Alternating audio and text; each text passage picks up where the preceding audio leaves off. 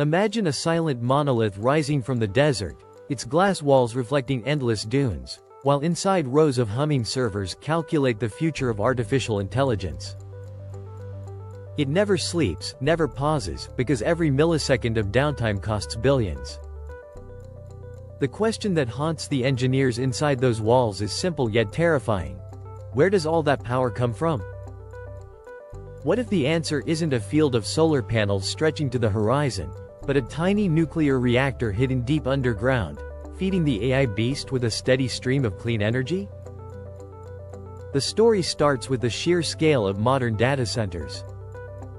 A single hyperscale facility can consume more power than a small city, often exceeding 100 megawatts. To put that into perspective, that's enough electricity to light up a metropolis of 100,000 homes. And the demand is exploding. Training the latest language models requires weeks of continuous computation, and each new generation of AI consumes roughly 3 times the electricity of its predecessor. Companies that build these models are now looking at power bills that run into the hundreds of millions of dollars each year. They need a source that is not only cheap, but also reliable, because a sudden dip in supply can trigger latency spikes, data loss, and catastrophic financial penalties.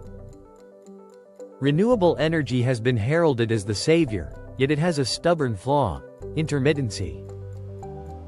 Solar farms only produce power when the sun shines, which in desert locations might be 6 to 8 hours a day, and their output drops dramatically as clouds drift across the sky. Wind turbines, while more flexible, are at the mercy of gusts that can vanish within minutes. To bridge these gaps, you would need massive battery farms, and the cost of storing gigawatts of energy for days or weeks is still prohibitive. Moreover, many of these data centers sit far from existing transmission lines, making it expensive to bring grid power across miles of desert. The result is a perfect storm where the promise of green data processing is constantly undercut by the reality of an unreliable supply chain.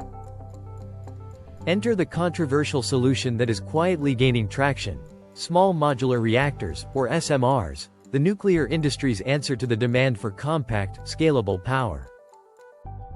These devices are roughly the size of a shipping container, can be manufactured in a factory, and then shipped to a site where they are lowered into a purpose-built shaft and buried beneath the earth. Once installed, an SMR can generate anywhere from 50 to 100 megawatts of steady, carbon-free electricity for decades without refueling. The technology is not brand new. Prototypes have been tested for years, but what is new is the willingness of the biggest tech conglomerates to invest heavily in them, seeing a way to lock in a predictable energy cost while sidestepping the volatility of the grid. Why are these corporations so eager? The answer lies in the economics of scale and the strategic advantage of ownership. When you own the power plant, you control the price, the reliability, and the carbon footprint of your entire operation. A private SMR can be sited right next to a data center, reducing transmission losses to near zero. It also offers a clean energy narrative that can appease regulators and shareholders who are increasingly concerned about climate impact. By burying the reactor underground, companies can also mitigate visual opposition, keeping the facility out of sight and out of the public's immediate awareness. But the promise of SMRs comes bundled with a host of concerns that are anything but trivial. Safety is the foremost worry. Although modern designs incorporate passive cooling systems that shut down automatically without human intervention, the very idea of placing a nuclear reactor beneath a desert landscape triggers images of meltdowns and radioactive leaks. Regulators are still scrambling to develop a framework that can assess these novel designs, and many countries have not yet granted the necessary licenses for commercial deployment. Public perception adds another layer of resistance. The memory of past nuclear accidents still looms large, and communities are understandably skeptical about having a reactor, however small, in their backyard. The cost, too, is a double-edged sword. While the operational expense may be lower over the plant's lifetime, the upfront capital required to design, manufacture, and install a single SMR can run into the billions of dollars, a figure that only the deepest pockets can afford. Now, let's pause for a moment. All this technology and intrigue raises a fundamental question. Are we ready to trade one set of risks for another in the race to power artificial intelligence? What do you think?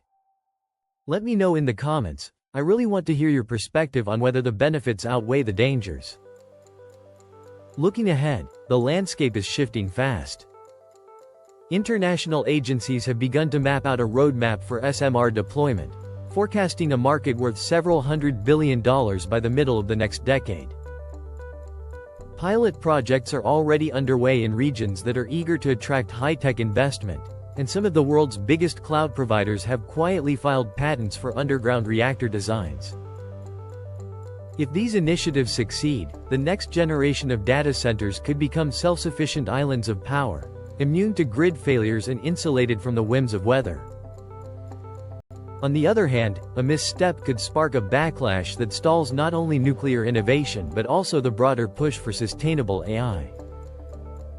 In the end, the quiet hum beneath the desert may become the beating heart of tomorrow's digital world, or it may remain a hidden experiment that never sees the light of day. The stakes are high, the timeline is short, and the choices we make now will echo for decades. If this is blowing your mind, hit that subscribe button and smash that like button, because the story is far from over, and we have a lot more to uncover together. The next chapter in this unfolding story begins with the engineers who are actually building the tiniest reactors on the planet. In a quiet research campus tucked away in a mountain valley, a team of nuclear physicists and mechanical engineers have spent years perfecting a capsule that fits inside a standard shipping container. Its core is a compact lattice of advanced fuel rods, coated with a ceramic that can tolerate temperatures far beyond what conventional reactors endure. The whole unit is designed to be factory-built, shipped on a truck, and lowered into a pre-drilled shaft with a robotic arm that can seal the entrance in under an hour.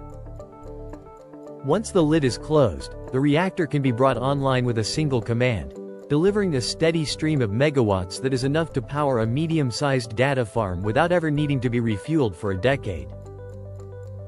What makes this approach so alluring to the tech giants is the promise of autonomy. Imagine a cloud provider that no longer worries about fluctuations in the regional grid, that can guarantee a zero downtime service level agreement even when a distant storm knocks out a transmission line. The economics, at least on paper, look compelling. The capital cost of a modular unit may be high, but the levelized cost of electricity over its life can undercut the price of buying power on the wholesale market, especially in regions where renewable subsidies have been rolled back.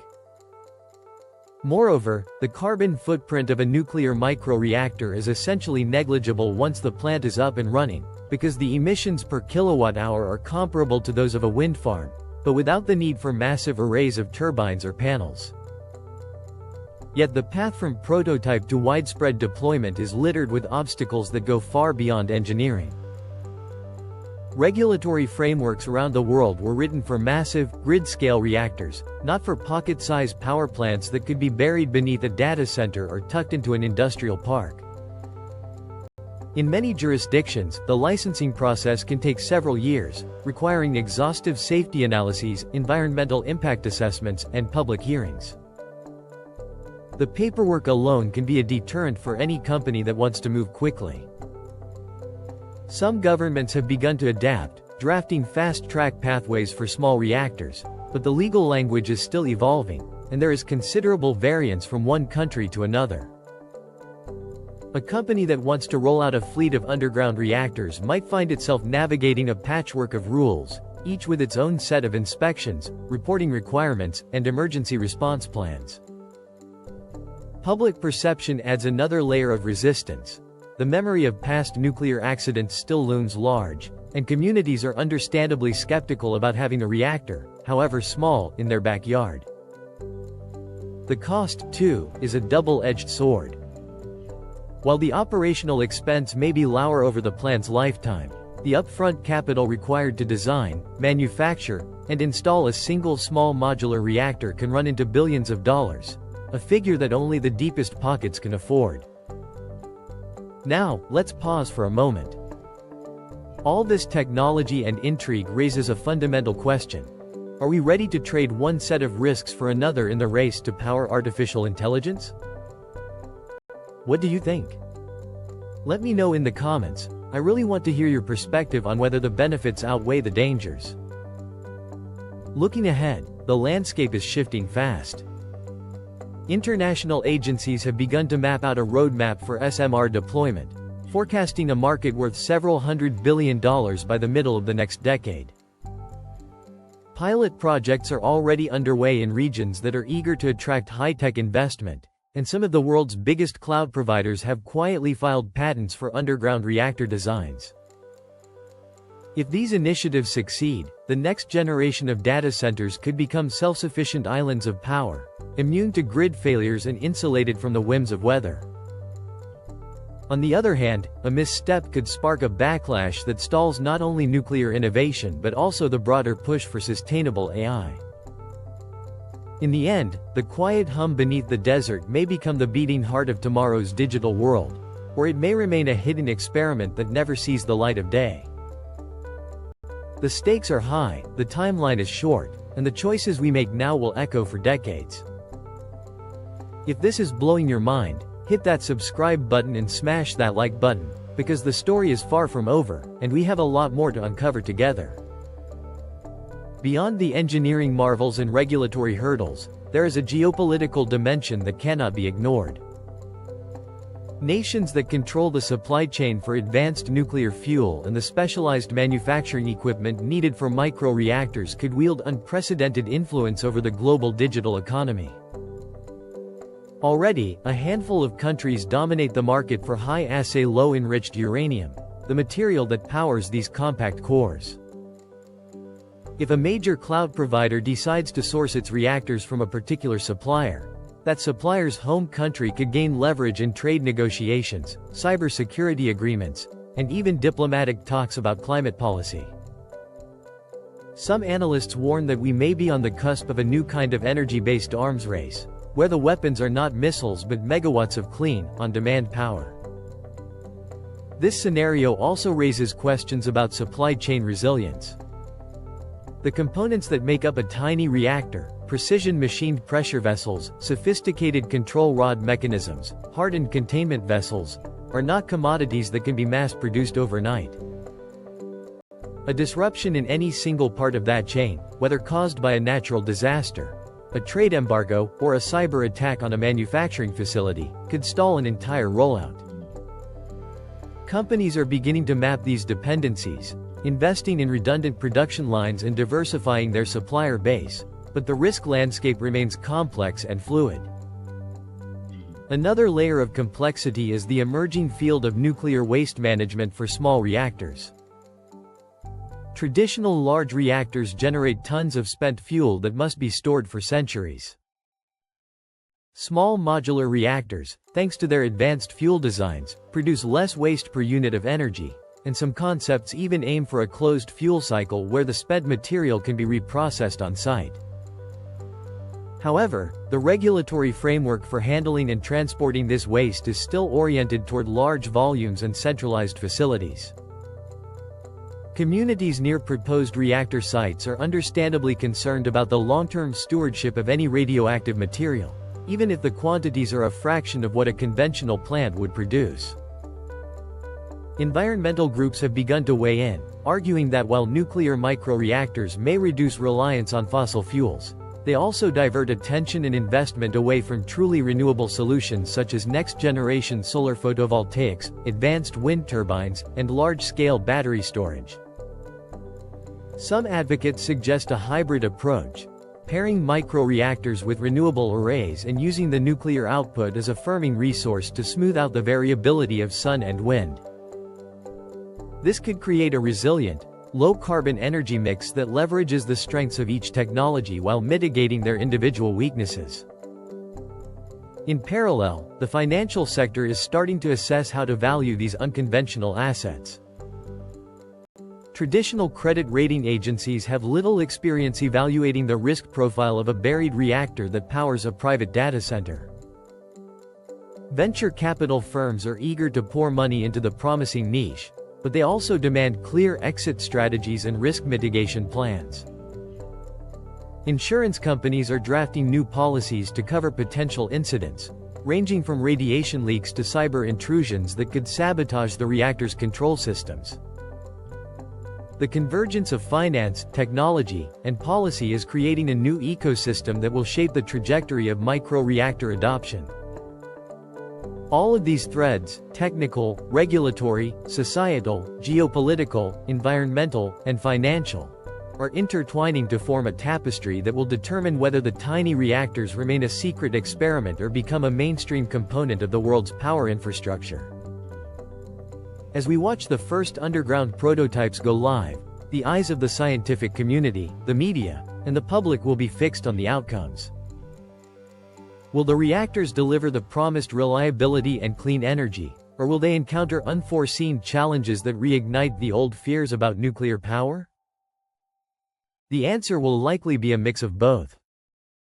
No technology ever arrives as a perfect solution, and the journey from concept to commonplace is always messy.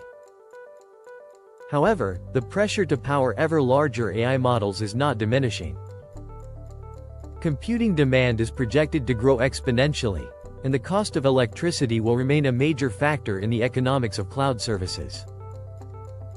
If the tiny reactors can prove themselves safe, affordable, and scalable, they may carve out a niche that complements renewables and helps bridge the gap in a world where data never sleeps.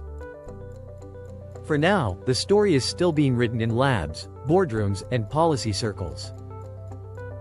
New patents are being filed, pilot plants are being cleared for operation, and public debates are heating up in town halls across the globe. The next few years will reveal whether the promise of an underground power source will become a cornerstone of the digital age or a cautionary footnote in the annals of energy history. What do you think the future holds? Do you see tiny nuclear reactors as a brave new solution or a risky gamble that could backfire? Drop your thoughts below, and let's keep this conversation going. If you've enjoyed this deep dive, remember to subscribe and give the video a thumbs up. Your support helps us bring more investigative looks into the technologies shaping our world. Stay curious, stay informed, and I'll see you in the next episode.